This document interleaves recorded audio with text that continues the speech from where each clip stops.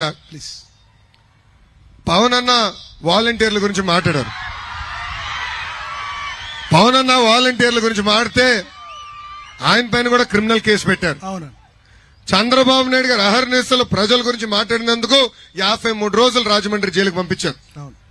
ఇక్కడున్న నారాయణ గారు ప్రజల తరపున పోరాడినందుకు ఆయన ఎట్లా వెంటాడిందో ఈ ప్రభుత్వం మనందరం చూసాం. ఇది కరెక్ట్ కాదు. ఈ అన్నిటికీ ఫుల్ స్టాప్ పెట్టేదానికి ఆనాడు ప్రజలకి నేను హామీ ఇచ్చాను.